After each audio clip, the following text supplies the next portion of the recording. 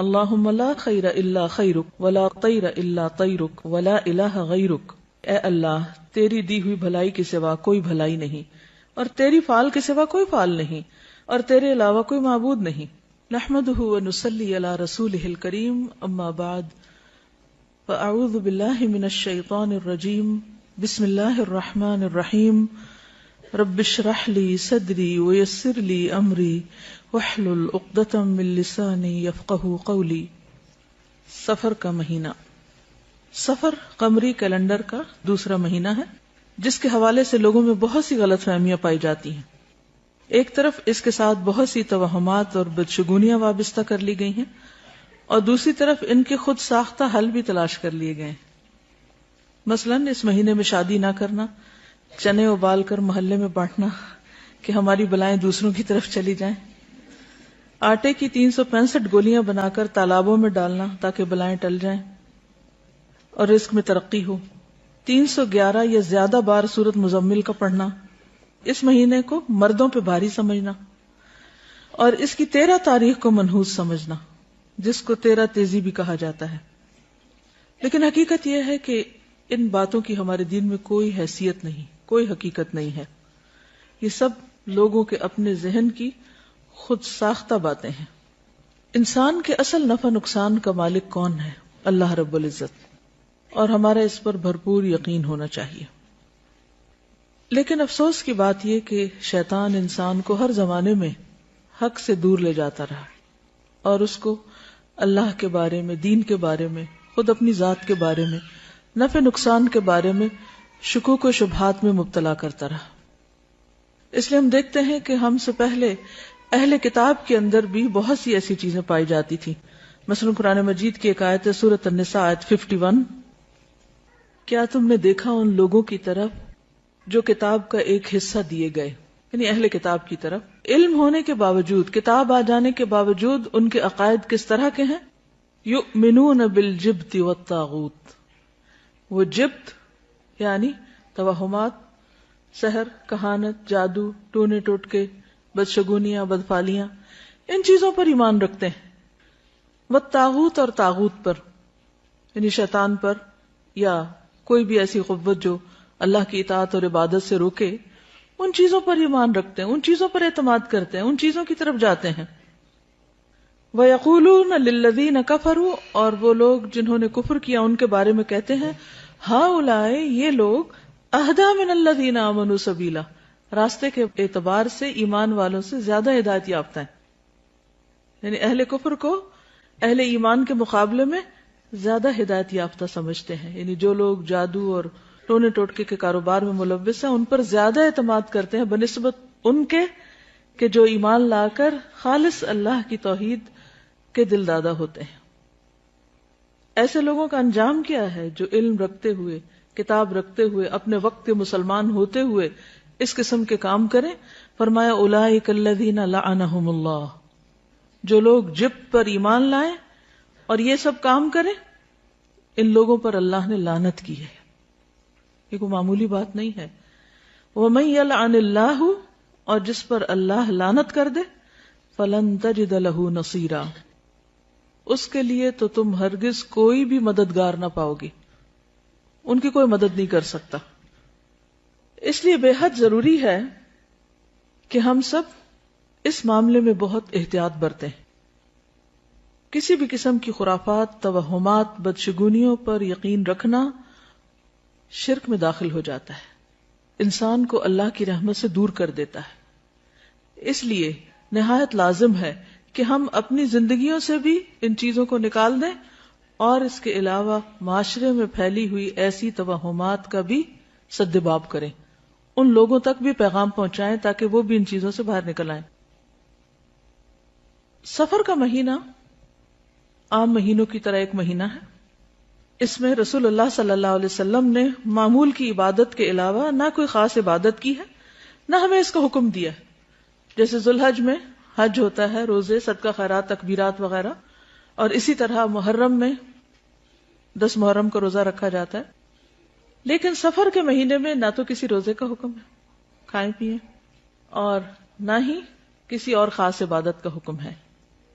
اور نہ ہی آپ نے کسی خاص بلا سے بچنے کے لیے خبردار کیا ہے. کہیں بھی یہ نہیں کہا کہ اس مہینے میں بلائیں نازل ہوتی ہیں یا کسی قسم کی کوئی پریشانیاں آتی ہیں یا کسی پہ یہ بھاری ہے اور کسی پہ ہلکا ہے. ہرگز نہیں، کچھ بھی ایسا نہیں. توہمات اور شگون جو اس ماہ سے منسوب کیے گئے ہیں ان کی کوئی حقیقت نہیں. عربوں کے ہاں اس ماہ سے متعلق جو غلط تصورات پائے جاتے تھے اس کی بنیادی وجہ یہ تھی کہ عرب حرمت کی وجہ سے 3 ماہ ذوالقعدہ، ذوالحجہ اور محرم میں جنگ و جدل سے باز رہتے تھے. جنگ نہیں کرتے تھے کیونکہ وہ حرام مہینے تھے، اور انتظار کرتے کہ یہ پابندیاں ختم ہوں تو وہ نکلیں اور لوٹ مار کریں جو ان کا پیشہ تھا. لہذا سفر شروع ہوتے ہی وہ لوٹ مار، رہزنی اور جنگ و جدل کے ارادے سے جب گھروں سے نکلتے تو ان کے گھر خالی رہ جاتے. یوں عربی میں یہ محاورہ سفر المکان، گھر کا خالی ہونا، مشہور ہو گیا. تو اسی سے لفظ صفر بھی ہے. صفر میں کتنے نمبر ہوتے ہیں؟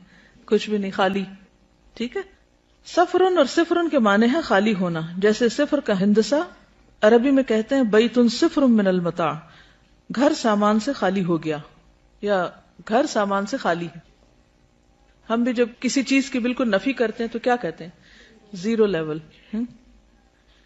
تو بس یہی سمجھے کہ سفر اور صفر جو ہے اس میں کسی بھی چیز کے نہ ہونے سے پھر یہ توہمات منسوب کر لیے گئے کہ اس میں کوئی خیر نہیں ہوتی اور مصیبتیں آتی ہیں. اتفاق سے نبی صلی اللہ علیہ وسلم کی بیماری کا آغاز بھی اس مہینے میں ہوا تو اس سے لوگوں کا اور زیادہ وہم پختہ ہو گیا کہ نعوذ باللہ یہ مہینہ مصیبتوں کے آنے کا مہینہ ہے. حالانکہ اس بات کی کوئی حقیقت نہیں ہے. مشہور محدث اور تاریخ دان سخاوی نے اپنی کتاب المشہور فی اسماء الایام والشہور میں ماہ سفر کی یہی وجہ تسمیہ لکھی ہے. عربوں نے جب دیکھا کہ اس مہینے میں لوگ قتل ہوتے ہیں، یعنی زیادہ لوگ، کیونکہ جنگ و جدل ہوتی تھی 3 مہینے کی بریک کے بعد، اور گھر برباد یا خالی ہوتے ہیں، تو انہوں نے اس سے یہ شگون لیا کہ یہ مہینہ ہمارے لیے منحوس ہے، اور گھروں کی بربادی اور ویرانی کی اصل وجہ پہ غور نہ کیا، نہ ہی اپنے عمل کی خرابی کا احساس کیا، نہ لڑائی جھگڑے اور جنگ و جدل سے خود کو باز رکھا، بلکہ اس مہینے کو ہی منحوس ٹھہرا دیا. جبکہ نحوست کے بارے میں قرآن مجید میں ارشاد ہے وَكُلَّ إِنسَانٍ أَلْزَمْنَاهُ طَائِرَهُ فِي عُنُقِهِ وَنُخْرِجُ لَهُ يَوْمَ الْقِيَامَةِ كِتَابًا يَلْقَاهُ مَنْشُورًا اقْرَأْ كِتَابَكَ كَفَى بِنَفْسِكَ الْيَوْمَ عَلَيْكَ حَسِيبًا. اور ہر انسان کا شگون ہم نے اس کے گلے میں لٹکا رکھا ہے، اور قیامت کے روز ہم ایک کتاب اس کے لیے نکالیں گے جسے وہ کھلا ہوا پائے گا. پڑھ اپنا نامہ اعمال، آج اپنا حساب لگانے کے لیے تو خود ہی کافی ہے. یہ آیت واضح کرتی ہے کہ انسان کی نحوست کا تعلق اس کے اپنے عمل سے ہے، جبکہ عموماً وہ یہ سمجھتا ہے کہ نحوست کہیں باہر سے آتی ہے. چنانچہ وہ کبھی کسی انسان کو، کبھی کسی جانور کو، کبھی کسی عدد کو اور کبھی کسی مہینے کو منحوس قرار دینے لگتا ہے.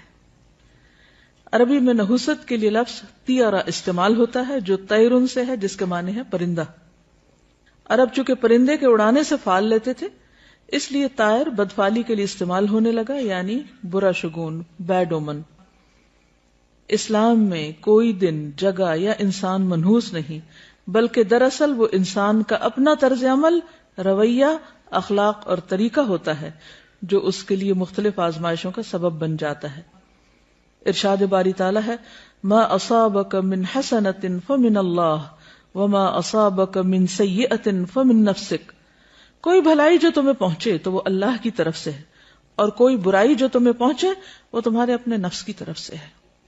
تو اس سے کیا پتہ چلتا ہے کہ برا شگون یا کوئی بری چیز باہر سے نہیں، خود انسان کے اپنے اندر سے آتی ہے. آپ نے دیکھا ہوگا کہ کچھ چہرے دوسروں کے مقابلے میں زیادہ خوبصورت ہوتے ہیں. عام طور پر لوگ میک اپ کر کے یا ظاہری کچھ خوبصورتی کی وجہ سے کوئی معیار مقرر کر لیتے ہیں خوبصورتی کے، اور اس کے مطابق لوگوں کو جانچتے پرکھتے ہیں. حالانکہ آپ نے دیکھا ہوگا کہ بعض معمولی چہرے بھی بہت اٹریکٹیو ہوتے ہیں، اور بعض جو چہرے ہیں ان کے نقش و نگار بھی بڑے خوبصورت ہوتے ہیں، لیکن پھیکے سے ہوتے ہیں، بے روح سے، ان میں کوئی اٹریکشن نہیں ہوتی. کیا وجہ ہوتی؟ اصل خوبصورتی کس چیز کا نام ہے؟ اندر کی خوبصورتی. جن کا اندر خوبصورت ہوتا ہے، جن کے اندر ایمان ہوتا ہے، تقویٰ ہوتا ہے، خوف خدا ہوتا ہے، ان کے چہروں پر ایک روشنی آ جاتی، ایک نور آ جاتا ہے، خود بخود ان کے اندر ایک اٹریکشن آ جاتی. اس کا تعلق رنگ اور بہت نقش و نگار سے نہیں ہوتا. وہ اپنی جگہ سمجھے 5-10% یا چلے 50% ہی کہہ لیں کہ اس کا ایک حصہ ہو سکتا ہے، لیکن جو باقی حصہ ہے وہ انسان کے خیالات، اس کی سوچیں، اس کا کسی بھی چیز کو اپروچ کرنے کا جو انداز ہے یا اس کی نظر ہے یا اس کے جو اعمال ہیں وہ اس کے لیے خوبصورتی کا ذریعہ بنتے ہیں. جب کسی انسان کے اندر سخت مزاجی ہوتی تو کیا اس کے چہرے سے نظر آتی؟ نرمی چہرے سے جھلکتی؟ محبت چہرے سے جھلکتی؟ یہ سب چیزیں دنیا میں بھی عیاں ہو جاتی. اور قیامت کے دن بھی کیا ہوگا؟ یوم تبیض وجوہ وتسود وجوہ. بعض لوگوں کو آپ دیکھیں تو ان کی آنکھیں خوفناک سی ہوتی، بعض لوگوں کی آنکھیں چمکتی ہوتی، حتیٰ کہ بچوں میں بھی آپ یہ چیز نوٹ کر سکتے ہیں. کچھ آنکھیں بالکل اداس اور ویران ہوتی ہیں، اور عموماً وہ ان کے اندر کے ڈپریشن یا اس خوف کو جو ان کے اندر کہیں جمع ہوا ہے اس کو ظاہر کر رہی ہوتی. جب انسان کے اندر ایک بیزاری ہوتی ہے، گھٹن ہوتی ہے، وہ بھی چہروں سے نمایاں ہوتی. تو اگر آپ واقعی دنیا اور آخرت میں خوبصورت لگنا چاہتے ہیں تو اپنے اندر کو خوبصورت کر لیں، اپنے اندر مثبت سوچیں لائیں. اصل ایمان کیا ہے؟ اصل حیا کیا ہے؟ کہ انسان صرف ظاہر میں کچھ مصنوعی اپنے اوپر چیز نہ ڈال لے، بلکہ اس کے اندر حیا ہو، اس کے سر میں جو خیال آ رہے ہیں اور اس کے دل میں جو کیفیات ہیں اس کے بارے میں وہ کانشیس ہو کہ وہ کیا سوچتا رہتا ہے، کیا دیکھتا ہے، کیا چیز اس کے نزدیک اہمیت ہے. جو لوگ مطلبی ہوتے ہیں، دنیا پرست ہوتے ہیں، خود غرض ہوتے ہیں، لالچی ہوتے ہیں، ان کے چہرے بھی عیاں ہوتے ہیں، وہ بھی چہروں پہ آ جاتا ہے. اور جن کے اندر استغنا ہوتی ہے، عاجزی ہوتی، وہ بھی عیاں ہو جاتی. انسان کا چہرہ جھوٹ نہیں بولتا، انسان زیادہ کچھ چھپا نہیں سکتا. تو چہرے کی فکر کم کیا کریں اور زیادہ فکر اپنے دل کی. محبت، نفرت، غم، خوشی، فکر، پریشانی، ہر چیز سامنے آ جاتی ہے. آپ نے کبھی دیکھا ہوگا کسی محفل میں کوئی شخص اپنے خیالوں میں کھویا ہو اور وہ لاسٹ ہو تو باقی لوگ نوٹ نہیں کر رہے ہوتے کہ اس کو کیا ہے. اگر آپ تھکے ہوئے تو لوگ آپ کو فوراً بتا دیتے ہیں آپ کو کیا. اگر آپ بیمار ہو تو بھی آپ کے چہرے سے پتہ چل رہا ہوتا ہے. کوئی اٹینٹو ہو تو بھی نظر آ رہا ہوتا ہے، اور کوئی بیزار بیٹھا ہو تو بھی نظر آ رہا ہوتا ہے. سب کیفیات جھلکتی. تو اس لیے کل انسان الزمناہ طائرہ فی عنقہ، یہاں گلے میں لٹک رہا ہے، اس کا نام ہے اعمال. ٹھیک ہے نا؟ وہ کون ہے، اس کی پہچان اس کے گلے میں پڑی ہوئی ہے. کل انسان الزمناہ طائرہ فی عنقہ ونخرج له یوم القیامۃ کتابا یلقاہ منشورا. اس کا نام ہے اعمال، اس کے سامنے ہوگا. اقرا کتابک. یہ سوچتے تھے، یہ نیت تھی، یہ تمہارے خیالات تھے، یہ تمہاری ڈیزائرز تھیں، یہ تمہاری تمنائیں اور آرزویں تھیں، یہ دیکھ لو. اقرا کتابک وحصل ما فی الصدور. جو سینوں میں وہ بھی نکال کے سامنے رکھ دیا جائے گا.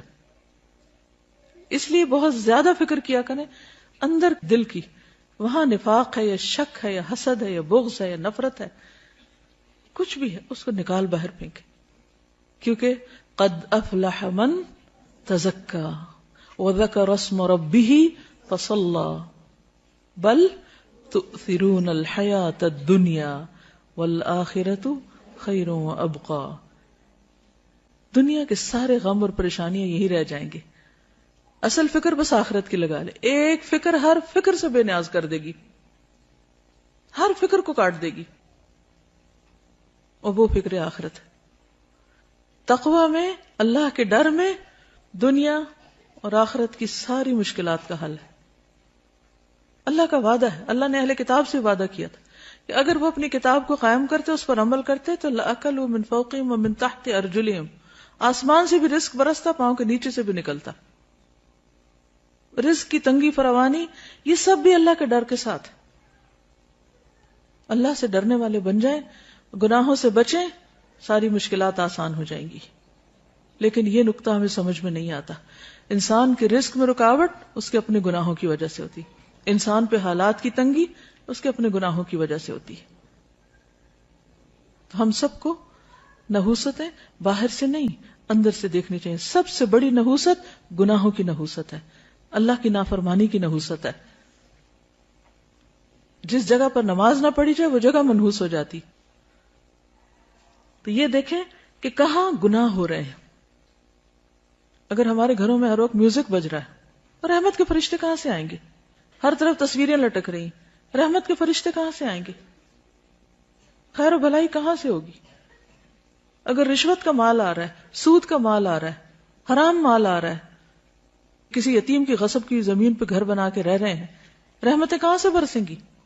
نحوست تو یہ ہے, ان خرابیوں کی نحوست ہے, ان حرام کاریوں کی نحوست ہے جس کو ہم نہیں سمجھ پاتے, اور ہم بلیم کرتے ہیں دوسروں کو. اس نے نظر لگا دی, اس کا قدم ایسا پڑ گیا, فلاں کی وجہ سے مصیبت آ گئی. مصیبتیں اندر سے اٹھتی ہیں, ان کی فکر کرنے کی ضرورت ہے. ہر گندگی کو اپنے اندر سے نکالنے کی ضرورت ہے, چاہے وہ شرک کی گندگی ہو, جو قرآن مجید میں آتا ہے نا, فَاجْتَنِبُوا الرِّجْسَ مِنَ الْأَوْثَانِ, بتوں کی گندگی سے بچو. اگر گھر میں بت رکھے ہوئے ہم نے تو نحوست تو آئے گی, رحمت کہاں سے آئے گی؟ تو عربوں کے ہاں عموماً جب فال لیتے تھے تو پرندوں سے لیتے تھے. تو ایسا شخص جو برا شگون لے, اس کے بارے میں آپ نے فرمایا من ردت الطیرۃ من حاجۃ فقد اشرک.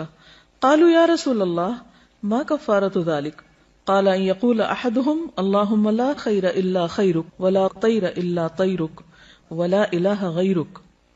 جو شخص کسی سے بدفعلی پکڑ کر اپنے مقصد سے لوٹ آیا, اس نے شرک کیا. صحابہ کرام نے پوچھا اللہ کے رسول صلی اللہ علیہ وسلم اس کا کفارہ کیا ہوگا؟ فرمایا وہ کہے اے اللہ تیری دی ہوئی بھلائی کے سوا کوئی بھلائی نہیں, اور تیری فعل کے سوا کوئی فعل نہیں, اور تیرے علاوہ کوئی معبود نہیں. اب یہ شرک کیسے ہوتا ہے؟ مثال کے طور پر ایک شخص گھر سے نکلا, کالی بلی راستہ کاٹ گئی تو اس نے اسے منحوس سمجھا اور وہ گھر واپس آ گیا, کام کے لیے گیا ہی نہیں.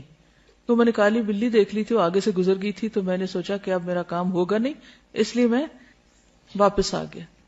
یہ شرک ہے, یہ شرک ہے. اور یہ اس قسم کا شرک ہے کہ جس کو ہمارے معاشرے میں کھیل مذاق کے طور پہ لیا جاتا ہے, ان کو برا بھی نہیں سمجھتا. لوگ ایک دوسرے کے سامنے ایسی باتیں کھلے عام مجلسوں میں کر رہے ہوتے ہیں اور کوئی کسی کو روکتا ہی نہیں ہے, اور کوئی احساس بھی نہیں کرتا کہ وہ کس قسم کا جملہ بول رہا ہے. بظاہر یہ ایک معمولی سی بات ہے, مگر حقیقت میں یہ شرک ہے, کیونکہ کسی بھی شخص کا نفع یا نقصان بلی کے ہاتھ میں نہیں.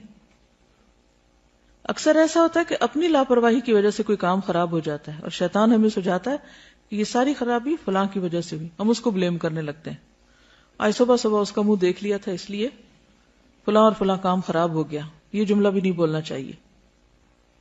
اسی طرح آنکھ پھڑکنے سے خوف زدہ ہو جانا, یہ ہاتھ میں کھجلی ہونے سے امید لگا بیٹھنا کہ آج مال ملے گا, یہ جوتے پہ جوتا آ گیا تو سفر پیش آئے گا. رنگوں سے شگون لینا بھی ہمارے معاشرے میں عام ہے. مثلا سیاہ رنگ نہ پہننا کہ بیمار پڑ جائیں گے, ہمارے خاندان میں سیاہ رنگ جو ہے وہ ایسے اور ایسے اثرات رکھتا ہے, اس قسم کی باتیں کرتے ہیں لوگ, یہ رنگ ہمیں سوٹ نہیں کرتا. یا یہ کہ احترام کے منافی کیونکہ خانہ کعبہ کا غلاف کالا ہے, سب جوتا نہ پہننا کہ بے ادبی ہوگی کیونکہ گنبد کا رنگ سبز ہے. تو یہ خود ساختہ طور پر کچھ چیزوں کو حلال یا حرام کر لینا ہے, اس کی بھی ہمیں اجازت نہیں ہے. یعنی اپنے طور پر جو تمہاری زبانیں جھوٹ گھڑتی ہیں کہ یہ حلال ہے یہ حرام ہے, ایسا مت کہو, اس کی اجازت نہیں ہے. یہ سب وسوسے اور توہمات ہیں جن کی حقیقت اس کے سوا کچھ نہیں کہ شیطان انسان کو شرک میں مبتلا کر کے اس کے اعمال ضائع کروائے.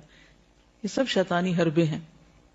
یہ توہمات اور بدشگونیاں انسان کو اندر سے کمزور کر دیتی ہیں. انسان پھر کون سا کام کر پائے گا کہ اگر ہر چیز کے ساتھ اس نے کوئی نہ کوئی فکر باندھی ہوئی یا کوئی وہم کرتا ہے. اس کے برعکس اللہ کی ذات پر ایمان اور توکل انسان کو جرت, بہادری اور اعتماد دیتا ہے, اسے جینے کا ڈھنگ سکھاتا ہے. چنانچہ ایسے کسی بھی خیال کو دل سے نکال کر اللہ پر توکل کرتے ہوئے اپنا کام جاری رکھنا چاہیے. عبداللہ بن مسعود سے روایت ہے کہ رسول اللہ صلی اللہ علیہ وسلم نے فرمایا الطیرۃ شرکن الطیرۃ شرکن ثلاثا, یعنی 3 بار فرمایا. وما منا الا ولکن اللہ یذہبہ بالتوکل, بدشگونی شرک ہے, بدشگونی شرک ہے, 3 بار کہا, اور ہم میں سے کوئی ایسا نہیں مگر اسے وہم ہو جاتا ہے, لیکن اللہ تعالیٰ توکل کی وجہ سے اسے دور کر دیتے ہیں, ورنہ تو انسان کچھ کرنے کے قابل ہی نہ رہے. تو اصل نفع اور نقصان اللہ کے ہاتھ میں ہے. یہی چیز انسان کی توحید کو پختہ کرتی ہے. علیہ توکلت و الیہ انیب. آج کے لیے اتنا ہی کافی ہے.